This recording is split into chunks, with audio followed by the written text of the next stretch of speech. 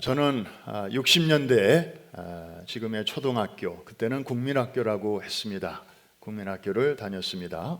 그때 라디오나 혹은 흑백 TV를 통해서 들었던 노래 중에 지금도 많은 곡들의 그 멜로디가 남아 있습니다.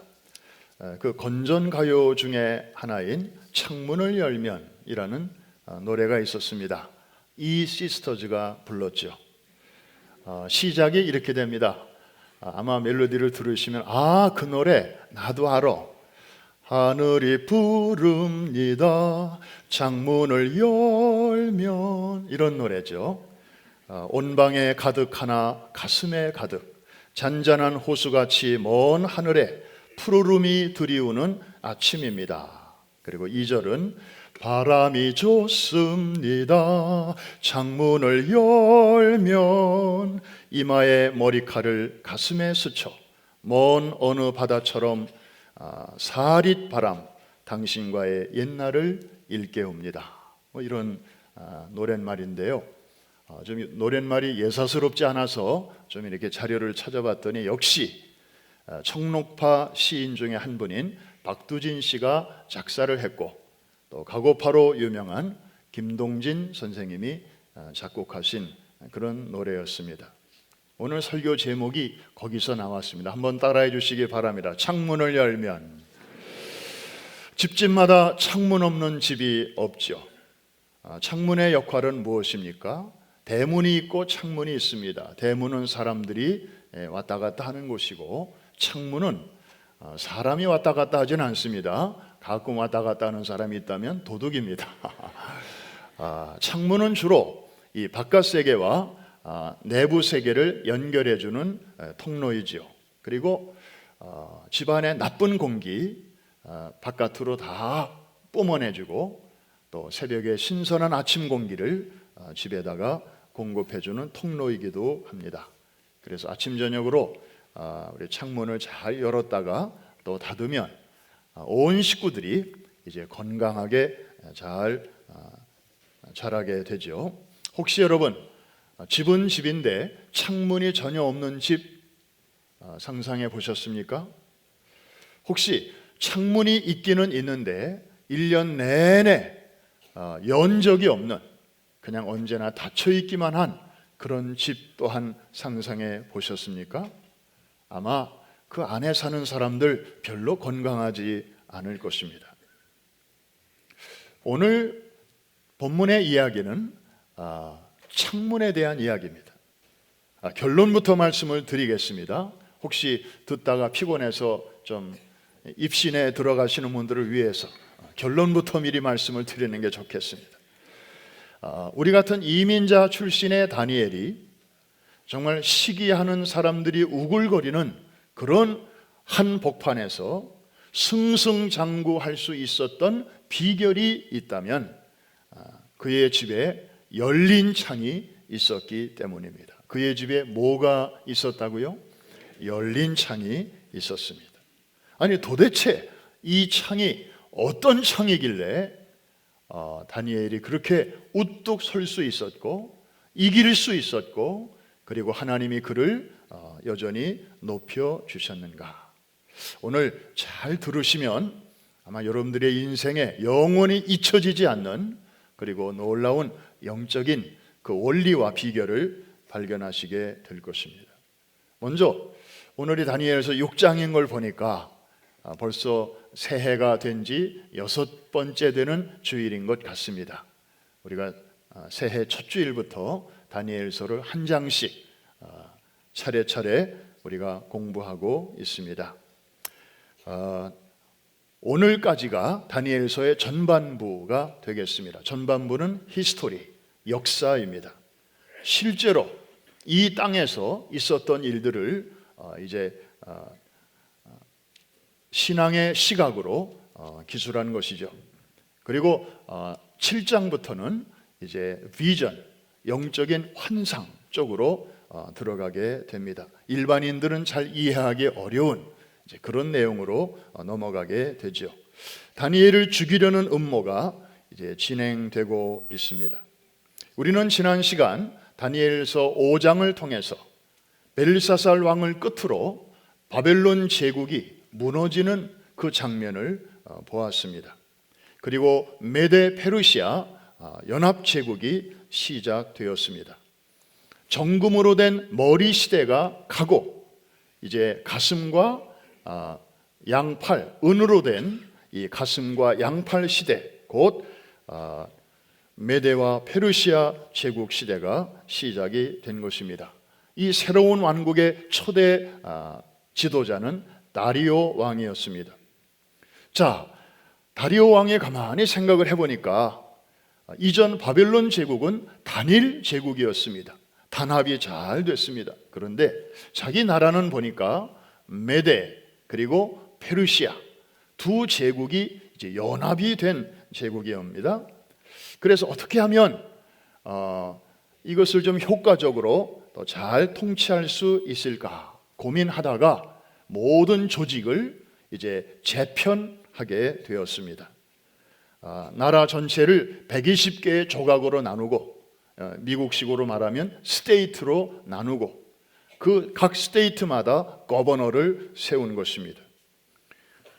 그런데 이제 백성들이 내는 그 방대한 세금 그리고 공적 자금을 착복하지 않고 횡령이나 배임하지 않고 이것을 잘 건강하게 유지할 수 있도록 이 120명의 거버너들을 감시하는 3명의 총리를 두게 됩니다.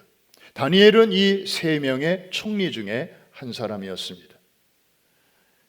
그런데 왕이 다니엘에 대한 신임과 총애는 이 3사람 중에서도 단연 탑이었습니다. 왜 그랬을까요?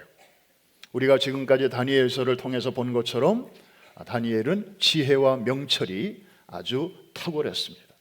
아무도 풀지 못하는 왕의 꿈을 알아맞혔고 그리고 그 꿈의 내용을 기가 막히게 해석했고 그리고 그가 해석한 대로 다 이루어지고 있었습니다. 다니엘은 여호와를 섬기는 경건한 하나님의 사람이다 보니까 그의 사생활 역시 도덕적으로 깨끗했고 재정적으로 투명했습니다.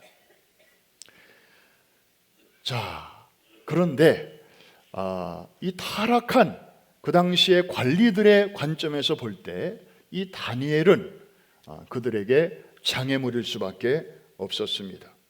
아니 똑같이 좀 착복하고 똑같이 횡령하면 자기들도 편할 텐데 다니엘이 그렇지 않게 그냥 까마귀들 모인 가운데서 백로처럼 우뚝 서 있으니까 눈에 가시처럼 보였던 것입니다.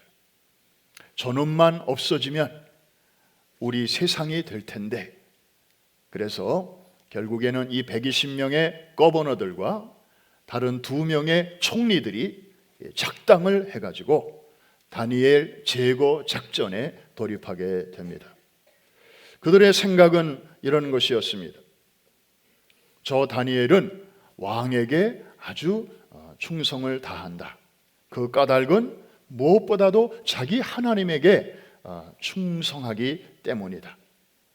만일 다니엘에게 왕이냐 하나님이냐 둘 중에 하나를 선택하게 만들면 다니엘은 분명히 하나님 편을 선택할 것이다. 그렇게 되면 그는 왕과 갈등이 생기게 될 것이고 결국에는 그의 목이 날아가게 될 것이다. 그래서 이들은 한 법안을 왕에게 제출합니다. 그 골자는 이런 것입니다. 왕은 우리가 섬기는 신의 대리자입니다. 그러므로 신에게 드리는 기도나 왕에게 드리는 기도가 같은 것입니다. 그런데 우리나라 사람들은 이제 이 나라의 단합을 위해서 30일 동안 다른 신에게는 기도하지 못하게 하고 왕에게 기도하도록 그렇게 법안을 만든 것입니다. 그리고 이것을 어기면 굶주린 사자굴에 누구든지 집어넣는다. 왕이요, 이 법안을 통과해 주시면 왕에게도 아주 유익이 많을 것입니다. 이 두 개가 하나로 이루어진 이 새로운 제국이 보다 단단해질 것이고, 백성들에게는 왕의 권위를 더 돈독하게 세워주는 그런 효과가 있을 것입니다. 이 말을 듣고 이 다리오 왕이 그럴듯하구나, 도장을 꽝꽝 찍어 주었습니다. 큰일 났습니다. 이 다니엘의 딜레마는 아주 생각보다 심각했습니다. 경건한 성도로서 죽음을 맞이할 것이냐, 아니면 불경건한 사람으로서 목숨을 그저 이어갈 것이냐, 양자택일의 상황이었던 것입니다. 그런데 이 둘 중에서 어떤 길을 선택하든지 다니엘은 패자였고 저들은 승자였습니다. 얼마나 교묘한 프레임에 지금 다니엘이 걸려들고 있는 것입니까? 사실 다니엘이 사자굴을 피하려면 방법은 있었습니다. 한 달 동안만 기도를 쉬면 됐습니다. 아니면 기도를 멈출 수 없다면 한 달간 창문을 닫고 아무도 모르게 자기 집에 골방에 들어가서 소리내지 않고 은밀하게 기도하면 되는 것이었습니다. 그리고 사람들한테 나 기도 안 했어 이렇게 말하면 될 것입니다. 그러나 다니엘은 조금도 흔들리지 않았습니다. 우리가 본문에서 본 것처럼 보란듯이 창문을 열어 제꼈습니다. 한 번 더 제목을 따라해 주시기 바랍니다. 창문을 열면. 그리고 그는 as usual, 전에 행하던 대로 하던 일을 계속 했습니다. 우리 10절 말씀이 요절인데 같이 한번 큰 소리로 읽어보겠습니다. 시작. 다니엘이 이 조서에 왕의 도장이 찍힌 것을 알고도 자기 집에 돌아가서는 윗방에 올라가 예루살렘으로 향한 창문을 열고 전에 행하던 대로 하루 3번씩 무릎을 꿇고 기도하며 그의 하나님께 감사하였더라. 참 저기서 우리의 그 생각의 걸음을 멈추게 하는 단어가 저 중앙에 딱 있네요. 한번 따라해 주실까요? 전에 행하던 대로. 그러니까 이 법령이 선포되기 전이나 선포된 후에나 변함이 없다는 것입니다. 지금 상황이 어떻다는 것을 알고도 변함이 없었다는 것입니다. 도대체 다니엘이 열었던 창문은 과연 어떤 창문이었을까? 이제 우리가 알아야 할 부분입니다. 첫째로 그 창문은 기도의 창문이었습니다.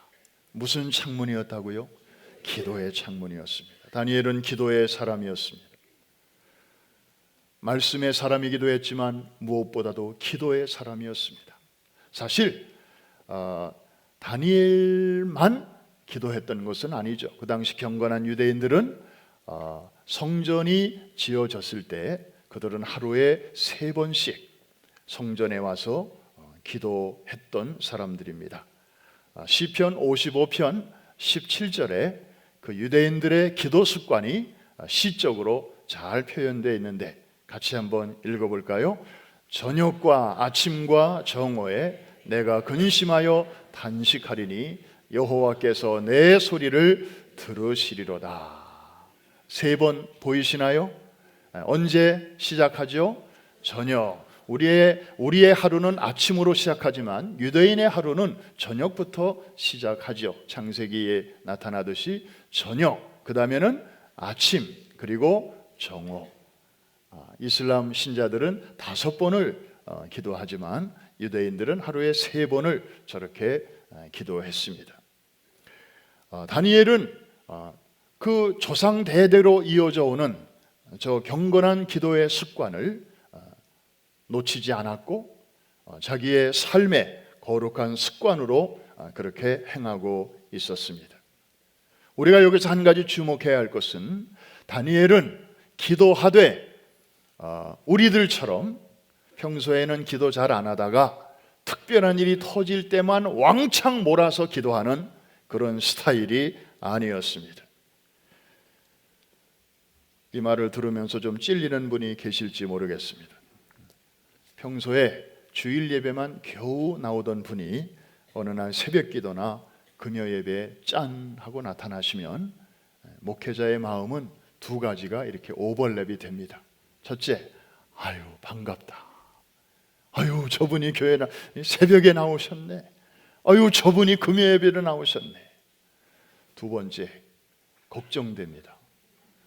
혹시 무슨 또 기도의 제목이 생겼길래, 무슨 일이 터졌길래 또 저렇게 달려 나오셨나. 사랑하는 성도 여러분, 목회자의 마음을 불안하거나 이렇게 염려하거나 근심하게 만드는 일이 없기를 주의 이름으로 축복합니다. 그거 안 나가다가 안 하던 짓을 하면 목회자가 저렇게 불안해하는구나. 그러면 새벽에 아유 나가고 싶어도 아유 안 나가야 되겠다. 꼭 그렇게 또 생각이 돌아가는 분들이 있어요. 평소에 잘 하시라 이 말입니다. 한번 따라 하십시다. 평소에 잘하자.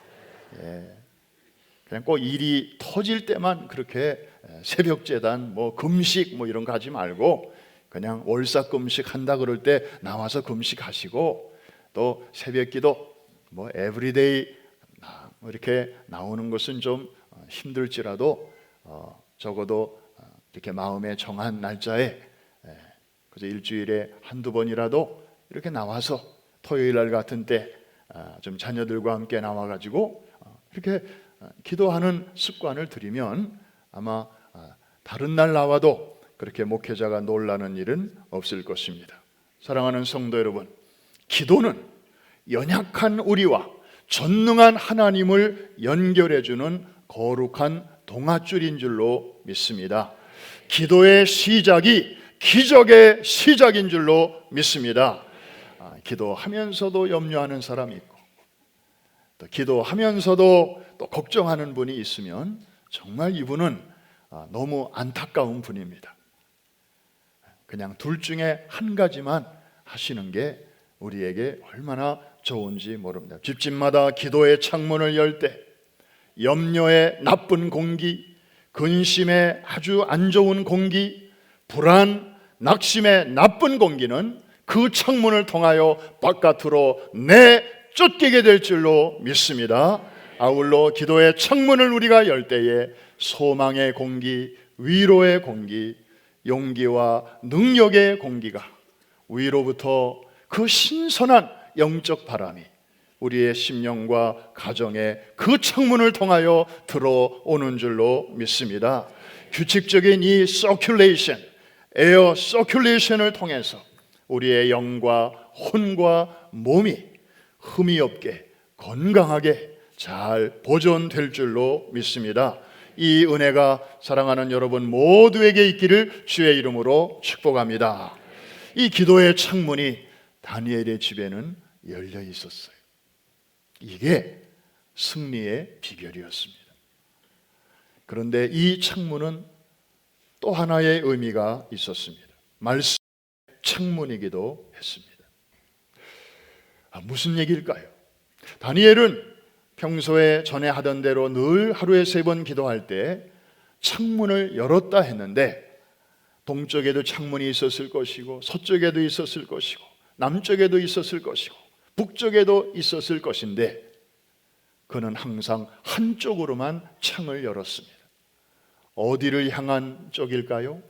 예루살렘 쪽을 향한 창문을 열었습니다. 두 가지로 해석할 수 있습니다.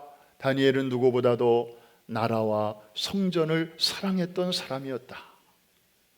우리 한인 이민자들도 이민 초기에 캘리포니아로 이사 오신 분들이 주변에 아는 사람 별로 없고 집 생각이 날 때마다 그 캘리포니아 바닷가로 나가서 그 태평양 바다를 바라보면서, 야, 저 바다 끝에는 두고 온 내 나라, 내 민족, 그리고 우리 부모님, 그리고 내 형제들이 아직도 거기 잘 계시겠지. 그 하늘 위에 날아가는 비행기를 바라볼 때마다 내가 비록 몸은 여기 있지만 내 마음만이라도 저 비행기 타고 한국에 가고 싶구나, 그러면서 눈물을 훔쳤던 그런 시절이 있지 않습니까? 그런데 다니엘의 마음은 그 이상이었습니다. 단순히 그저 조국과 성전을 그리워하는 마음에서 그쪽을 향하여 창문을 연 것만은 아니었다는 것입니다. 더 중요한 것은 아주 오래전에, 그러니까 지금으로부터, 그때로부터 약 30년 전 솔로몬 왕이 성전을 짓고 봉헌을 할 때에 그가 하나님 앞에 드린 기도가 있었습니다. 그 기도가 이제 하나님과의 약속이 되었습니다. 그 기도의 내용이 뭐냐 하면, 하나님, 오늘 우리가 이렇게 감격스럽게 이제 성막 시대를 정리하고 이제 성전을 지어 봉헌하게 됩니다. 여호와의 법궤를 지성소에 안치했습니다. 주여, 이 성전을 기쁘게 받으시고 주님 늘 임재하여 주시옵소서. 행여나 먼 훗날 우리가 하나님께 범죄하여 우리가 이 땅에서 쫓겨나거든 우리가 잘못을 회개하고 그 쫓겨난 곳에서 이 성전을 향하여 우리가 손을 들고 회개하며 기도할 때에 하나님, 우리의 기도를 들으시고 흩어진 우리 민족을 다시 이곳으로 돌아오게 하여 주시옵소서. 꼭 그렇게 해 주시옵소서. 솔로몬이 드렸던 기도였습니다. 하나님은 그 기도를 아주 기쁘게 받아 주셨습니다. 그래서 이것이 훗날 성전 언약이 된 것인데, 열왕기상 8장 48절부터 50절 사이에 그 내용이 잘 나타나 있습니다. 우리 직접 한번 읽으면서 확인해 보십시다. 솔로몬의 기도입니다. 시작. 자기를 사로잡아간 적국의 땅에서 온 마음과 온 뜻으로 주께 돌아와서 주께서 그들의 조상들에게 주신 땅, 곧 주께서 택하신 성읍과 내가 주의 이름을 위하여 건축한 성전이 있는 쪽을 향하여 주께 기도하거든 주는 계신 곳 하늘에서 그들의 기도를 간구를 들으시고 그들의 일을 돌아보시며 주께 범죄한 백성을 용서하시며 주께 범한 그 모든 허물을 사하시고 그들을 사로잡아간 자 앞에서 그들로 불쌍히 여김을 얻게 하사 그 사람들로 그들을 불쌍히 여기게 하옵소서. 할렐루야. 다니엘은 놀랍게도 저 때의 저 언약을 기억하고 있었습니다.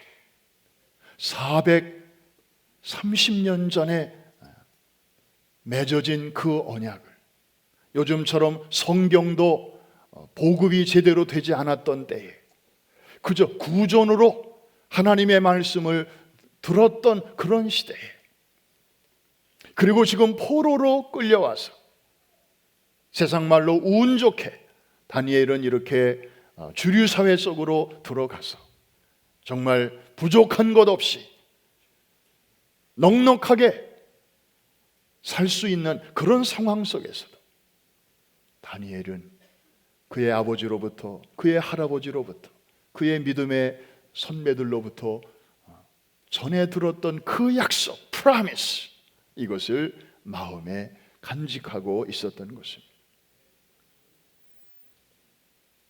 여러분, 좀 우리 이렇게 찔리는 거 없습니까? 오늘날 사실 집집마다 성경책 한두 권씩 없는 집이 없습니다. 아니, 번역본도 너무 많이 나와서 어느 집은 막 5권, 6권씩 있습니다. 그런데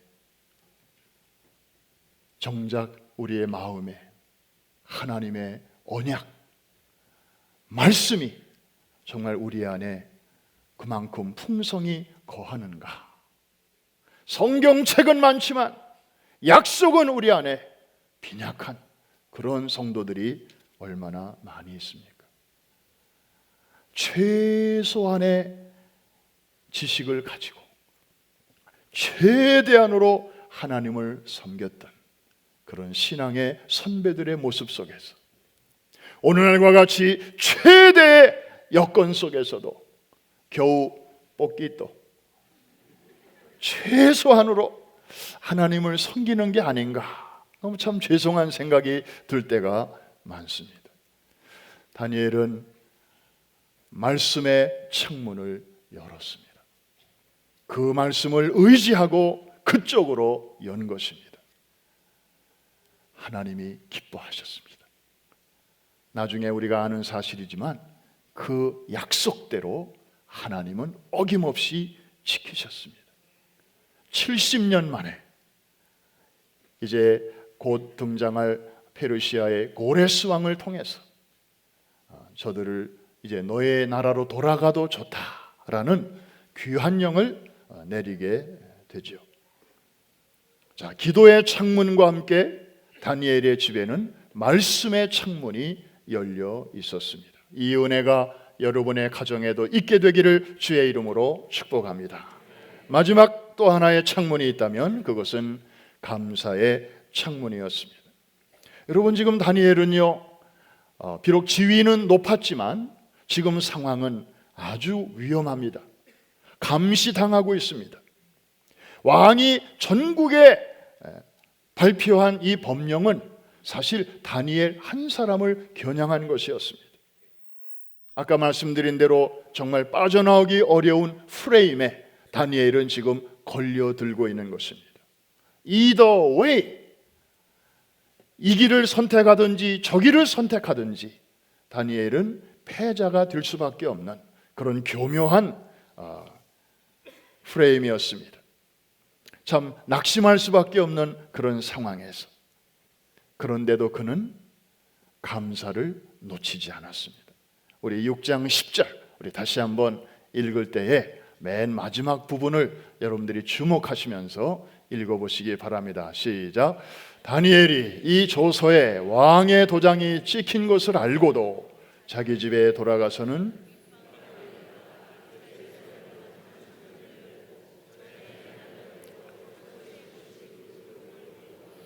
그의 하나님께 뭐 하였다고요? 감사할 만한 지금 상황입니까? 지금 목숨이 간당간당하는 상황입니다. 이렇게 하자니 저게 걸리고 저렇게 하자니 이게 걸리고, 그리고 그 결과와 대가는 무슨 감봉, 무슨 면직 정도가 아니고 굶주린 사자굴에 던져 지울 수밖에 없는 일생일대의 최대 위기였습니다. 스파이들이 집 주변에 깔려있는 상황 속에서 그러나 다니엘은 꿈쩍하지 않았습니다. 그들은 드디어 걸려들었다. 즉각적으로 이 사실을 보고했고 왕은 어쩔 수 없이 다니엘을 사자굴에 던져 넣어야만 했습니다. 다니엘은 사자굴에 던져질 뻔한 게 아니었습니다. 실제로 던져졌습니다. 그런데 다니엘은 염려하지 않았던 것 같습니다. 지난날 그의 세 친구들이 믿음을 지키다가 평소보다 7배나 뜨거운 풀무불에 던져졌었던 일을 다니엘은 그 당시 그 현장에는 없었지만 익히 잘 알고 있었습니다.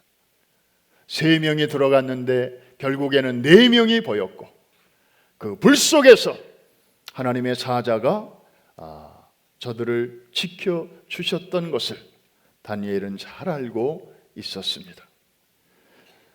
이번에는 자기 차례인 것을 아마 알았겠죠. 그래서 그는 담담하게 자기에게 주어진 이 결과를 받아들였습니다. 하나님께서는 지난날의 용광로 속에서 지켜주신 것처럼 이제는 다니엘을 사자굴 속에서 지켜주셨습니다. 너무나 우리가 잘 아는 내용입니다. 그리고 다니엘은 건짐을 받았고 그 대신 다니엘을 사자굴에 집어넣었던 그 고약한 사람들은 아까 영어 성경에 보니까 그들만이 아니라 그들의 와이프들 그리고 그들의 칠드런들까지 사자굴, 사자밥이 다 되게 했다고 했습니다. 놀라운 반전, 역전이 거기서 일어나게 된 것입니다. 사랑하는 성도 여러분, 오늘 이 사건을 통해서 우리는 정말 이렇게 적대적인 세상에서 우리는 어떻게 살아가야 하는 것입니까? 이리들이 우글우글하는 것 같은 세상 속에서 양으로 부름받은 우리가 이리가 될 수는 없고, 양으로서 이 시대를 헤치고 나가야 되는데 어떻게 살아가야 하는 것입니까? 우리도 다니엘처럼 창문을 열어야 될 줄로 믿습니다. 오늘날 많은 사람들이 창을 열긴 엽니다. 그런데 영적인 창문이 아니라 컴퓨터의 창문을 엽니다. 윈도우를 열심히 엽니다. 핸드폰을 들여다봅니다. 한국도 그렇고 미국도 그렇고 성인들이 평균 하루에 이거 붙들고 씨름하는 시간이 뭐 직업상 하는 게 아니고 그냥 신문도 보고 뉴스도 보고 드라마도 보고 하여튼 평균 3시간을 이걸 들여다보고 있다고 합니다. 일주일이면 14시간, 20시간 가까이 이제 가지고 씨름하고 있는 것입니다. 우리는 묻고 싶습니다. 그런 분들이 정말 하나님을 향하여 기도의 창문을 여는 시간은 하루에 몇 시간인지, 아니 몇 분인지, 애들 앞에서 정말 우리 부모들이 기도의 창문을 열고 말씀의 창문을 열고 그리고 입에서 나오는 말 중에 감사의 창문을 여는 순간이 정말 얼마나 되는지 애들은 본대로 합니다. 애들은 부모의 앞모습이 아니라 뒷모습을 통해서 더 많이 압니다. 오늘날 너무나 많은 사람들이 영적인 창문은 굳게 닫힌 채 세상을 향한 창문을 여기저기 너무나 많이 엽니다. 거기서 행복이 오는 줄로 기대하고, 그러나 세상을 향해서는 100개의 창을 열어도 1000개의 윈도우를 열어도 세상에 열린 문 가지고는 결코 행복할 수 없다는 것을 깨닫게 됩니다. 오히려 세상을 향해서 열려진 창문을 통해서는 오히려 사람이 망가지기도 합니다. 가정이 무너집니다.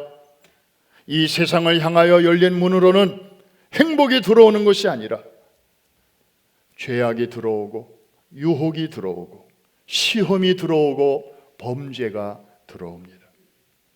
현대인들의 탈선과 방황과 좌절은 우리가 영적인 문은 닫힌 채 세상으로 향한 문을 너무 많이, 너무 크게 열기 때문인 것입니다. 그러나 기도의 창문을 여는 사람, 말씀의 창문이 열려 있는 사람, 어떤 상황 속에서도 감사의 창문이 닫히지 않는 사람, 이런 일들이 절대 일어나지 않을 줄로 믿습니다.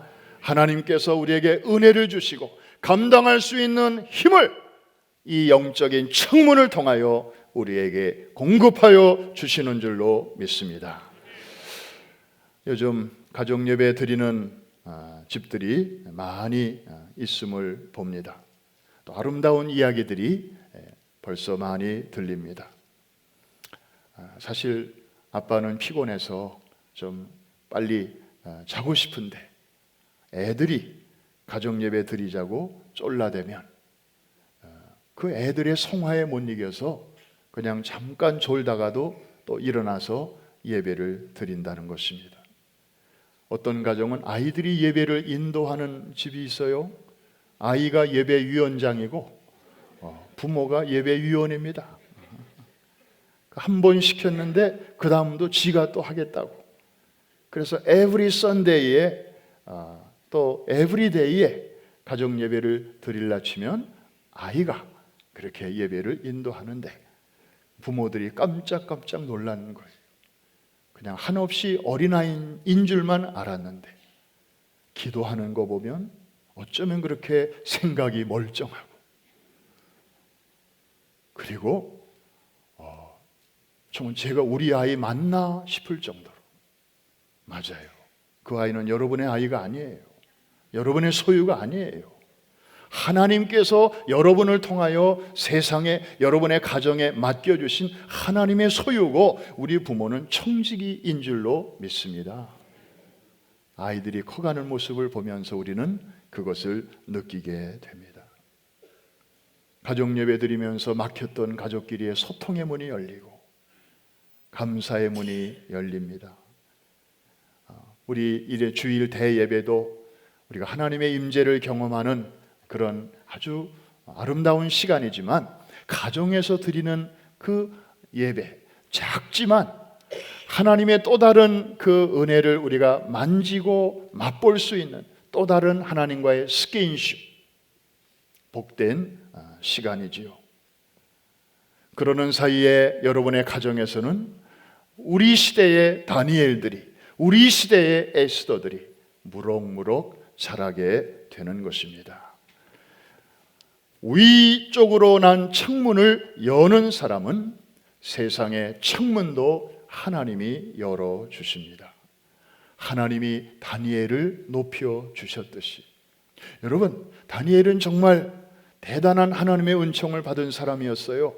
제국이 하나 무너지고 다음 제국이 들어서도록 다니엘의 위치는 변동이 없었다니까요. 미국도 그렇고 한국도 그렇고 대통령 한 사람 바뀌면 캐비넷, 장관, 고위 공무원들 다 바뀌더라고요. 다 자기 사람들로 체인지하고요. 그리고 정책도 다 바뀌어요. 국민들만 정신없어요.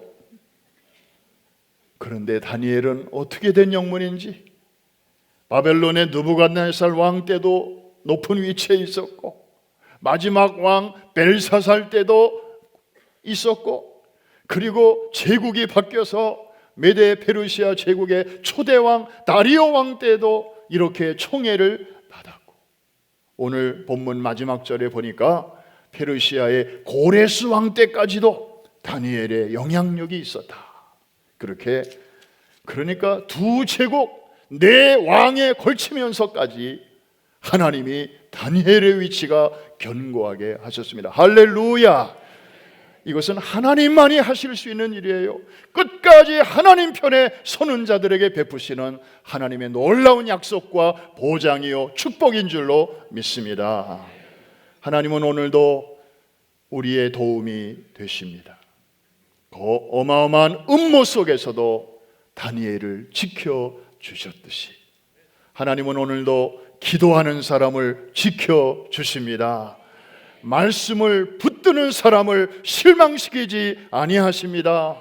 어떤 상황 속에서도 감사의 조건을 놓치지 않는 사람들을 하나님은 높여주십니다. 이 은혜가 오늘 여러분 모두에게와 여러분의 자녀 손들에게까지 임하게 되기를 주의 이름으로 축복합니다.